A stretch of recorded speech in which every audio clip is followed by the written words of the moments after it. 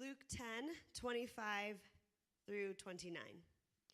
And behold, a lawyer stood up to put him to the test, saying, "Teacher, what shall I do to inherit eternal life?" He said to him, "What is written in the law? How do you read it?" And he answered, "You shall love the Lord your God with all your heart and with all your soul and with all your strength and with all your mind, and your neighbor as yourself." And he said to him, "You have answered correctly. Do this, and you will live." But he, desiring to justify himself, said to Jesus, "And who is my neighbor?" This is the word of the Lord. Please be seated.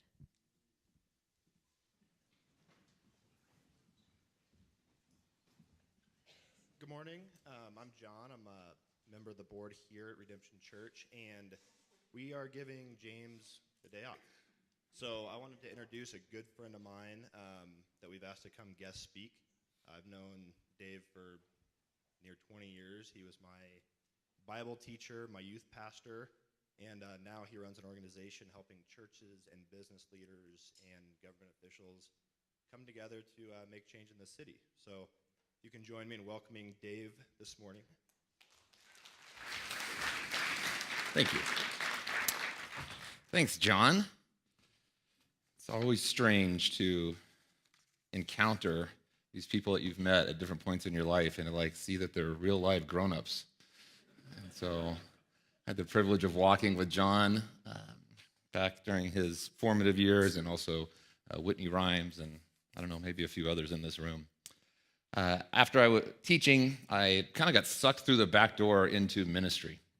And I ended up pastoring at two great churches in the Denver metro area. And I loved my time working at both of those churches. But a series of crises happened to me that changed the trajectory of my life and how I spend most of my time. One of which is that I got obsessed with this one piece of scripture, and it's found in John 17. I still remember reading through it. I was working as a full-time pastor. I'm reading through John 17, and it's this beautiful prayer of Jesus right before it's the last recorded prayer that we have of him right before he's arrested. And in this prayer, he prays for himself and for what he's getting ready to go through. He prays for the disciples, and then he prays for all of us. He prays for every believer alive at that time and every believer to come. And so in this crucial moment of his life, as he's standing at this crossroads, he prays one thing for us. Does anybody know what it is? What he prays for in that moment? There you go. Somebody back there. Yes, gold star back there in the corner. That usually doesn't happen for the back of the bus people. He prays that we would be one. He prays for unity. Of all the things that he could pray for in that moment, he prays for unity among the people that already follow him. And he doesn't just pray for unity for the sake of unity. He prays for unity, he says, because when there's unity among his people, people that don't know God will be sucked towards him. There's some beautiful, mystical, sacred way they lean towards God. And I sat there as a pastor reading that and thinking to myself, what if this is true? What if one of the best things that we can do to help people who don't know God come to know him is simply build up the unity in the body? And I would go to bed at night thinking about that. I would wake up thinking about it. I started to have lunches with other faith leaders around town and started to share this with them. And what I learned is that there was a lot of other people who had this in their heart as well. And so some of my friends and I, the other pastors in my part of the city, this was up in Arvada, started to gather together. And we started to dream and to pray and to think about what would it be like if churches in a very specific part of the city started to act like we were on the same team. What would it be like if we could mobilize the body and we started to think about ways that we could serve in our city, to serve people in need? And we had a bad moment as a bunch of pastors. We realized we didn't know our city as well as we should have, which that's an indictment on you, by the way, if you're a pastor. So we were sitting there going, oh no, we can't even answer this question. If you were going to mobilize all the people in our community towards one thing, what's the smartest thing that we could go after? And because we didn't know the answer to that question, we just started to reach out to the people that God had put in authority in our community. And so we would have these little gatherings, and we'd bring in the police chief or the city manager. And about 9 years ago, I was sitting in the room with our mayor and 20-something pastors and priests from our community. And we would always ask these two questions in these little gatherings. We'd say, hey, what's your dream for our city? And then we would say, what if you could wave a magic wand and change something, what would you change? And whenever we ask that second question, we get out like our little pen and paper, and we're like, all right, we're going to find out our thing that like we're supposed to go after. And so we asked our mayor, his name's Bob, and we said, hey, if you could wave a magic wand, what would you change in our city? And he had come prepared, so he had like this list of things. You have to get leaders like that to come to a meeting with a bunch of like weird pastors. You have to tell them what you're going to do to them in the room. And so we had told him, we're like, these are the two questions we're going to ask. So he came prepared, and he pulls out this little list, and he just starts reading it down. And he's like, I want to live in a city where there's no elderly shut-ins, where there's no at-risk kids, where there's no single moms living below the poverty line, where there's no financial debt. And there was like 11 things on there, and most of them were really good. There was a couple that were weird. He's like, we need a better newspaper. And we're like, we cannot help you with that. You're in the wrong room. But most of them were really, really good. And so we're just taking notes. And then he takes this piece of paper, he puts it in his back pocket, and then very much in passing, he just says, if you guys wanted to have the biggest impact on our city, you should start a neighboring movement. And then he was just going to go on and move on to something else. We're like, no, go back to that.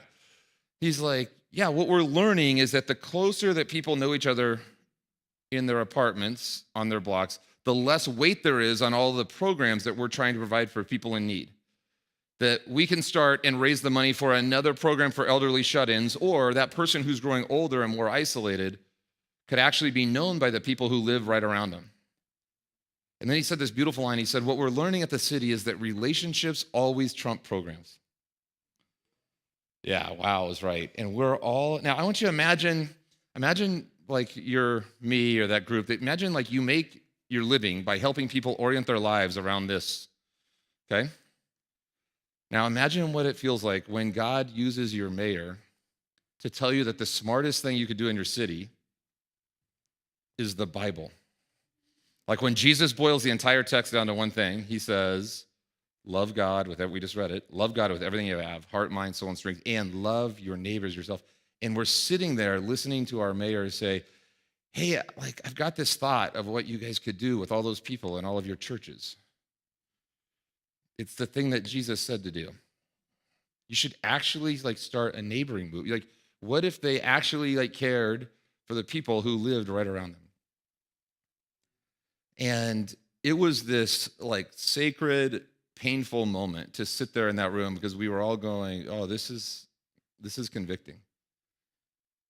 And I'll never forget, I'm driving home back into my little cul-de-sac that I still live in today. I'm driving back home after all this, and there's like 100 thoughts going through my head. The first thought, the one that I can remember two of them right now. The first thought I had was, Jesus is smart. You'd think as a pastor, you'd know that. But it just dawned on me. I'm like the genius. I'm like, he gets asked to boil the entire text down to one thing.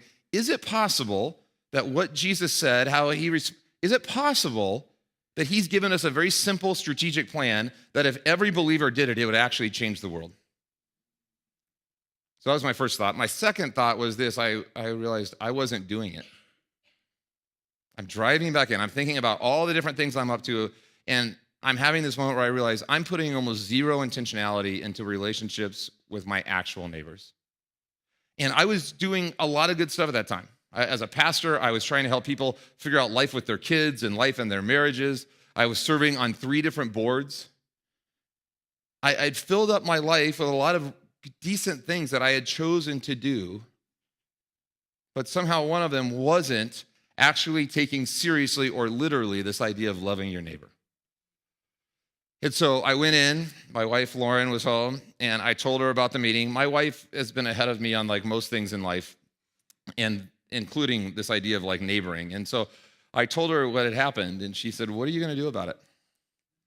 And I didn't want to have a lot of accountability. And so I told her, I said, I'm going to spend more time in the front yard. And I just added on like for a year. And I want to tell you that one little act, my 1 year experiment, I'm now almost 9 years in, and it has totally screwed up my life. And I don't want to go back.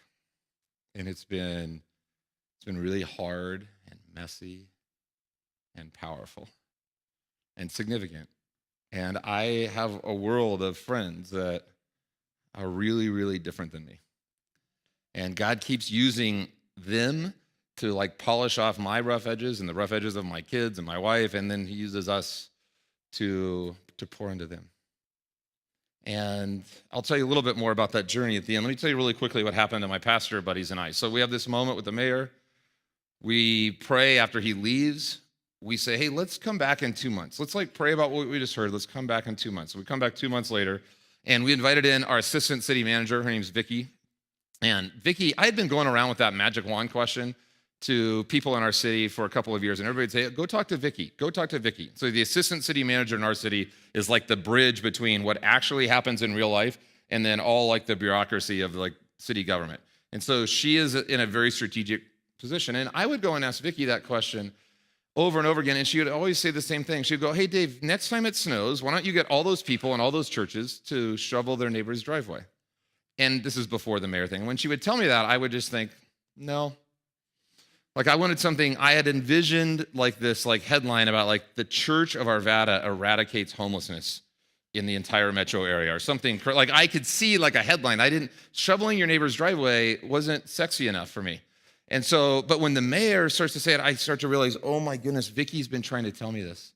So we bring Vicky into this room with this group of pastors. She comes in and she's just talking about why literal neighboring matters. The fact that like people live longer when they know their actual neighbors, that the crime rates are 80% less in neighborhoods where people know the first names of their neighbors. That when there's a crisis, your neighbor is almost always your first responder because the systems are overwhelmed. That all this like really good pragmatic stuff, and we're just sitting there the whole time going, and Jesus said we should do this. Like in the back of our mind. And at the very end, she like cements that we're going to do something because there's a pastor who's in the room and we're doing this little Q&A thing. And she didn't mean this in a mean way, but she's answering the pastor's question. She just said, hey, like, just so you know, from where we sit at the city level, we can't see a difference in the way Christians and non-Christians treat their actual neighbors. And when she said it, it felt so bad to hear somebody say it. We started to argue with her about her perception. And then we stopped and we realized she's right, that there isn't a drastic, noticeable difference in the way Christians and non-Christians treat their literal neighbors. It's not a big enough difference where the people who are in authority in our cities can see it. And that should mess us up. Like that messed me up. Like that should be a problem. That should be something we should like try to, like if Jesus says, if you only do one thing, love God with everything you have, love your neighbors yourself, and yet the people who are in authority, who God has placed in positions serving our cities, can't see a noticeable difference in the way Christians and non-Christians engage with their actual neighbors. Like, how do we make sense of that? How did we drift into a place where that's actually true? And I started to think about that, and I started to get really irritated. This probably has not happened to you at all. You've never like seen anything on the news and you start to get mad? No, that has happened recently. So I started to have like these feelings of getting irritated, and then I changed the question that I was asking, and my feelings started to change. I started to ask this question. I wonder how you end up as a pastor who's not engaged in his own neighborhood. And as I started to ask that question, I went from being like irritated and mad to convicted and reflective. And I started to read through parts of the Bible that I had taught multiple sermons on, that I had read hundreds of times, and they just started to take on this new light. So one of them is what our reading was today. I just want to walk through it with you really quickly. And I just ask you to kind of maybe look at this with new lenses. Sometimes I think we get inoculated to the most important and the most popular teachings of Jesus. We get around them so much. Dallas Willard says that familiarity can breed unfamiliarity, and for me, that's what had happened with this. That's how I ended up as a pastor who wasn't engaged in his own neighborhood. Again, the text says this: on one occasion, an expert in the law stood up to test Jesus. Teacher, he asked, what must I do to inherit eternal life? What is written in the law? He replied. How do you read it? This happens a couple of times throughout the text. Somebody comes to Jesus with a question. Jesus knows that's not what's really happening here. And so he flips it on the person. He says, why don't you tell me the answer? And this guy gives the perfect textbook answer. He says, love the Lord your God with all your heart and with all your soul and with all your strength and with all your mind, and love your neighbor as yourself. You have answered correctly, Jesus replied. Do this and you will live. Do this and you will live. Think about just how powerful that. Do this and you will really live. But this next part is what came screaming off the page at me. After I had gone through all of this stuff with the mayor, as I was listening to Vicky, I'm reading this shortly after, and this one little line just came screaming off the page at me. It says, but he wanted to justify himself, so he asked Jesus, and who is my neighbor? This guy gives a perfect answer to his question, which is the most important question. And then Jesus looks at him and says, that's exactly right. Just do that. And his first thought is, how do I get out of this? Where is the loophole? Let me repeat. But he wanted to justify himself. So he asked Jesus, and who is my neighbor? And how he does it is fast. Jesus, neighbor, like, what does that really mean? His first thought is, I wonder if I can define that word neighbor so that it most easily fits into what I'm already up to.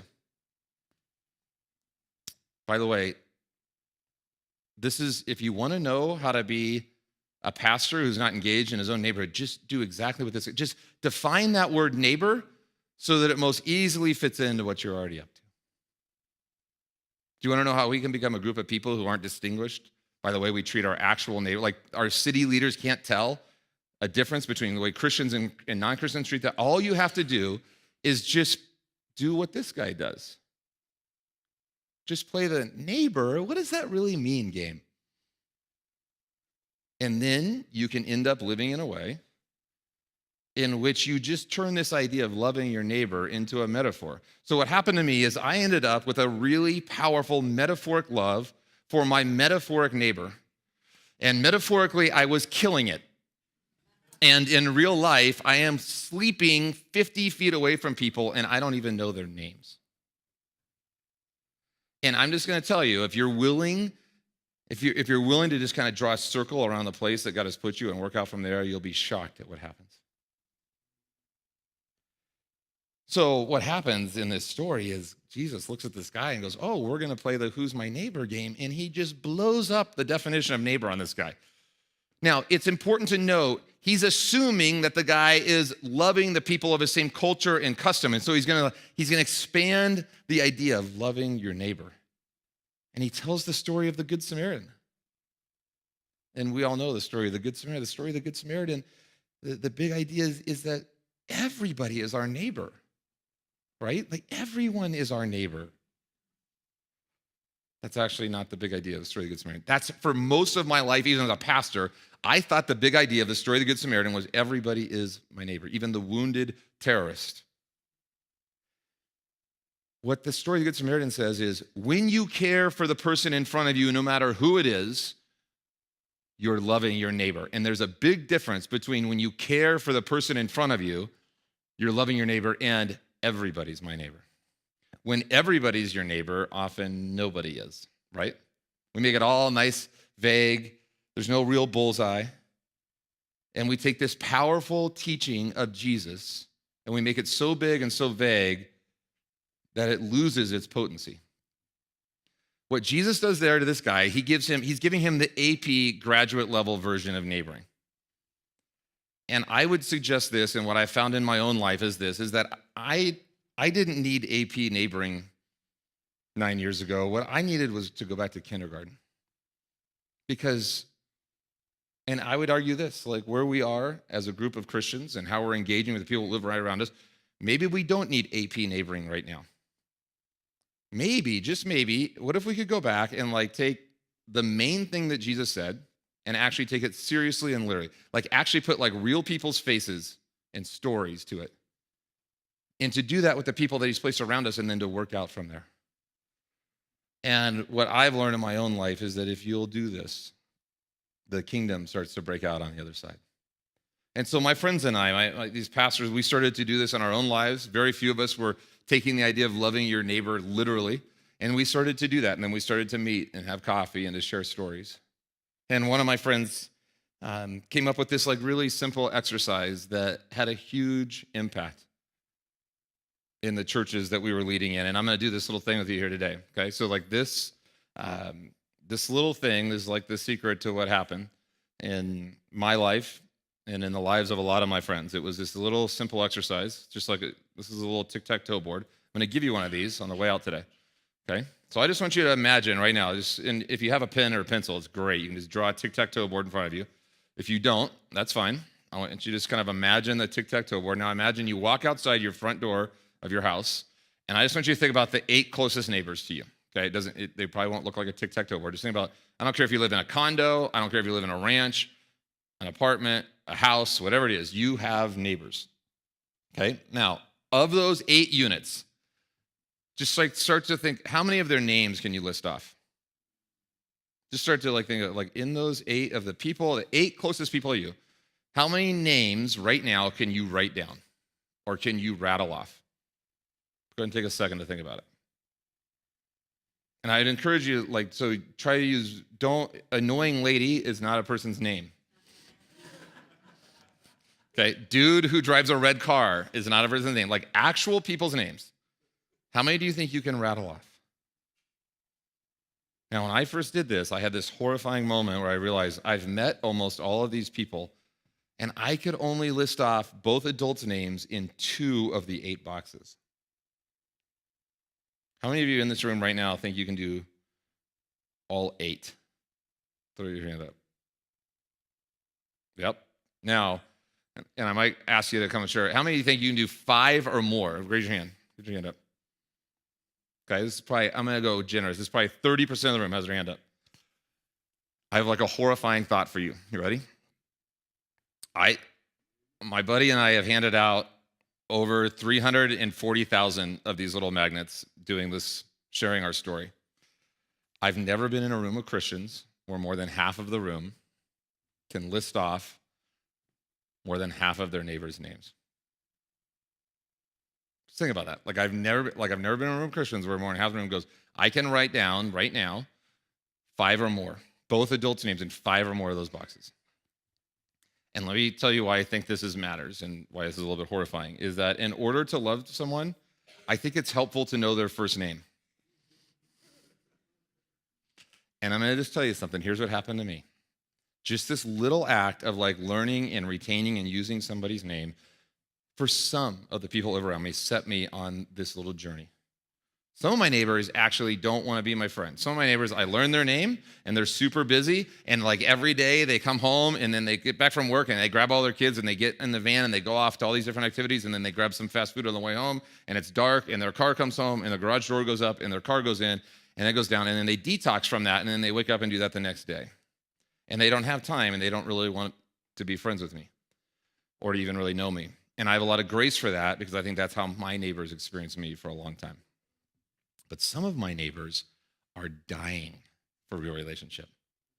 Some of my neighbors, all they have is the dysfunctional stuff we all have with our family of origin, and then the surfacey stuff at work. And I was assuming for a long time, surely they have somebody in their world that they talk about meaningful things about. And what I've learned is they don't, and they want it. But I couldn't see that because I kept on calling them bro and man, and waving awkwardly to them when we both knew, we should probably know each other's names, but we don't. And so we're in some weird twilight zone where we're stuck, and that's where everything stalemated. And so what happened to me is this. I had this thing on my fridge. It was just a napkin, and I had 2 of the things filled in, and my wife could do more of them, but she's not nice to me, and so she left them all blank and made me start learning all these people's names. And so I had this series of mildly awkward moments with a bunch of my neighbors.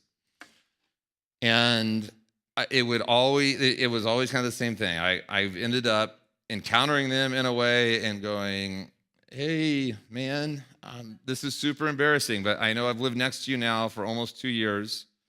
I've met you 3 times, and I forgot your name.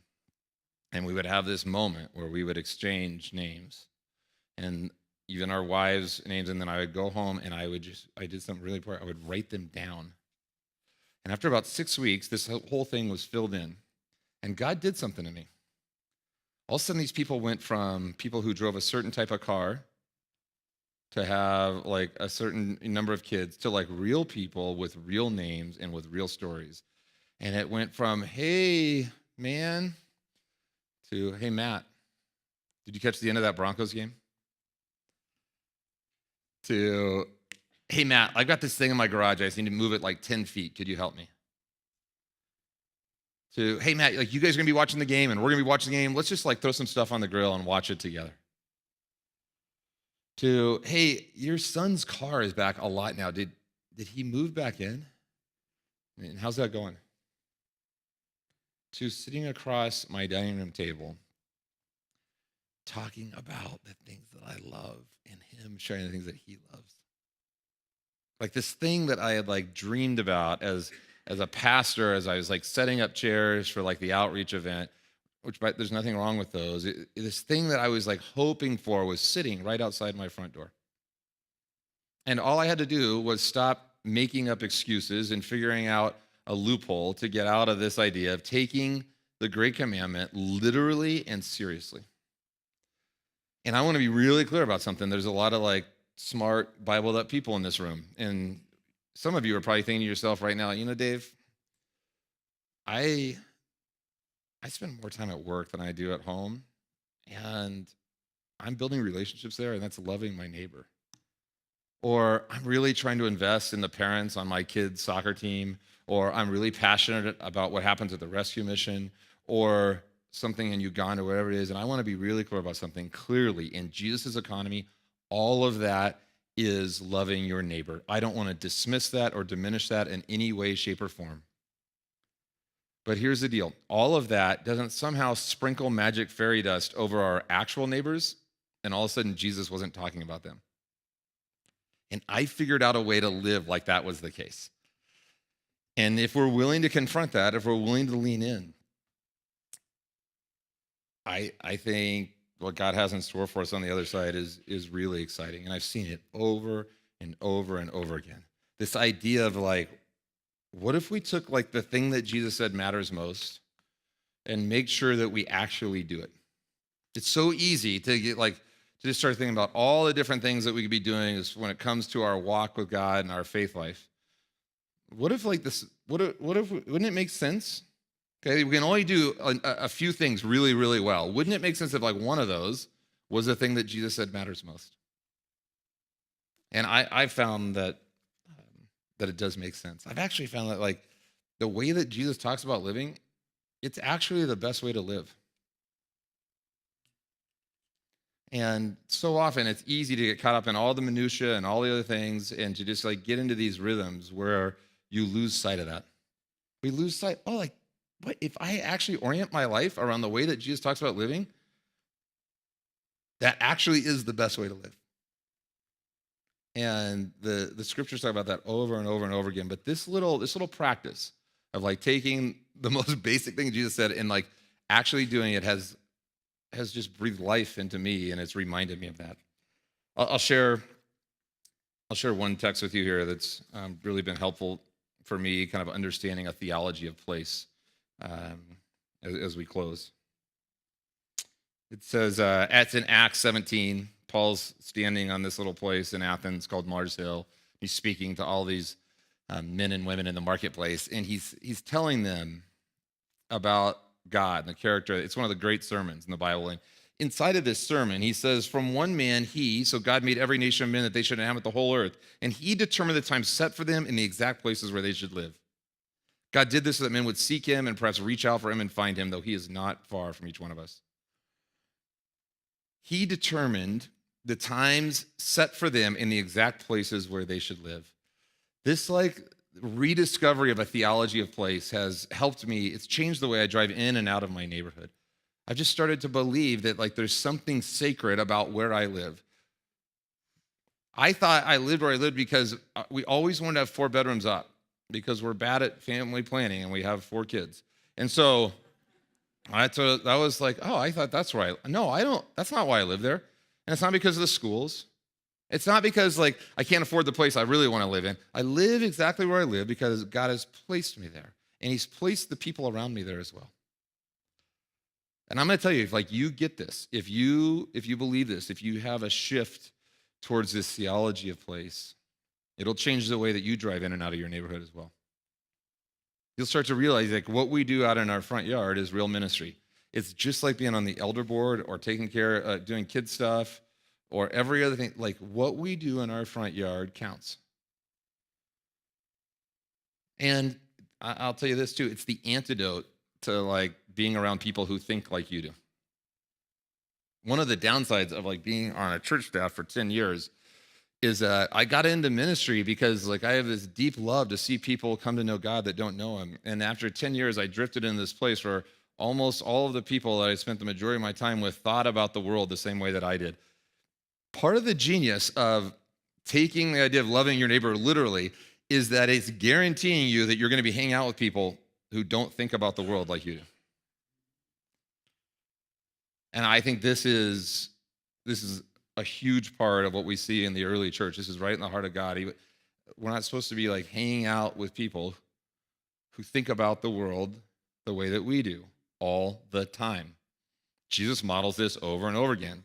Jesus is always making the religious people uncomfortable because the people that he's hanging out with are too sketchy for them. And it makes the religious people nervous. By the way, this is a spiritual discipline that nobody ever talks about. Everybody wants, the spiritual disciplines are, Jesus prayed a lot, I'm gonna learn how to pray. He does solitude, I'm gonna do that. Fellowship, I do that. How about the discipline of like making the religious people nervous because of who you hang out with? It happens over and over again, but we don't actually think it's a discipline.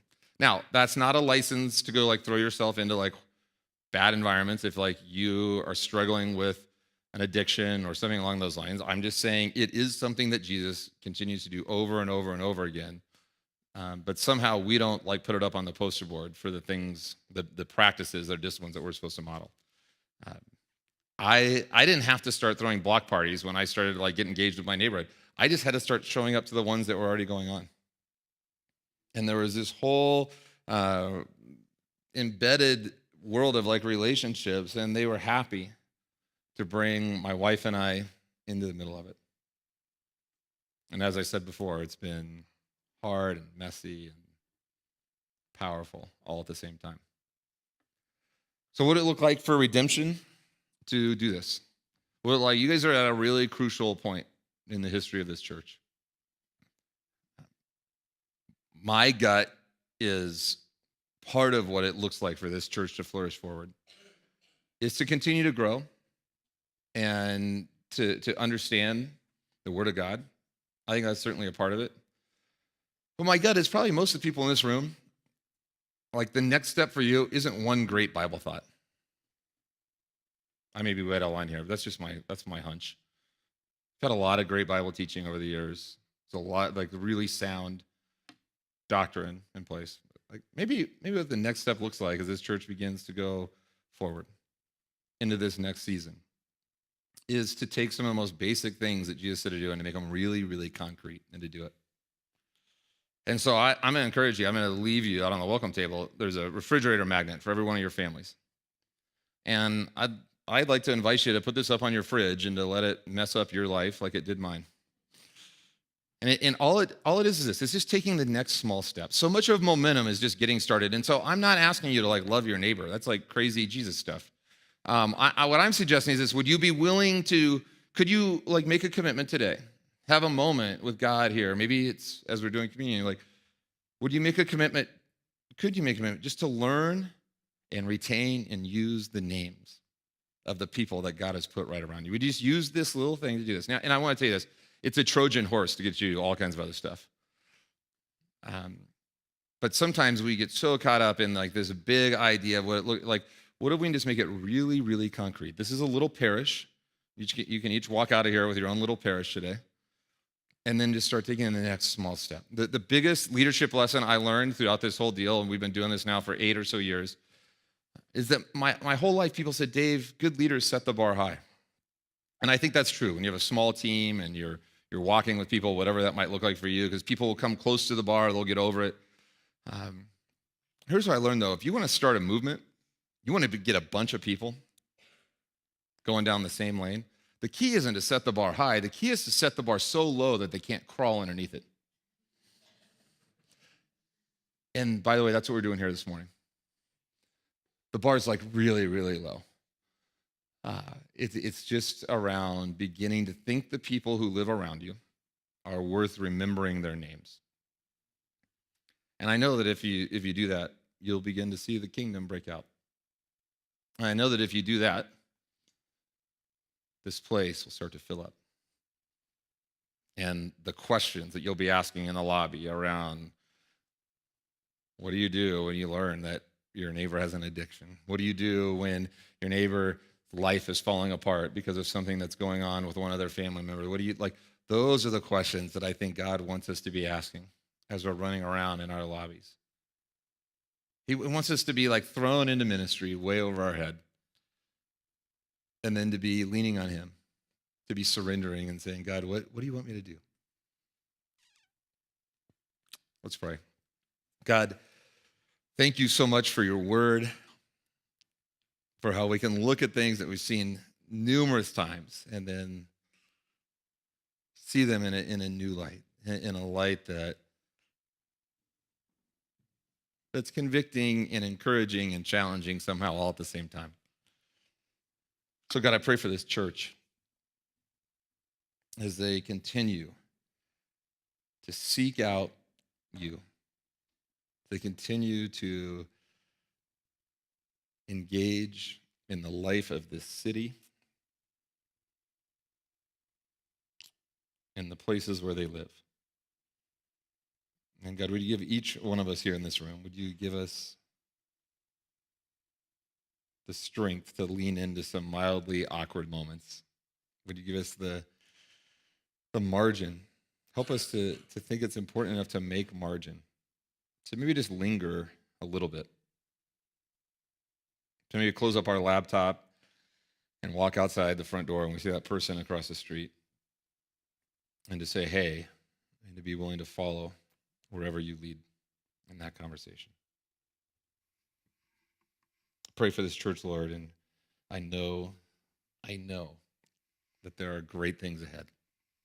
I pray that you'll give the leaders here wisdom, discernment as they lead this body.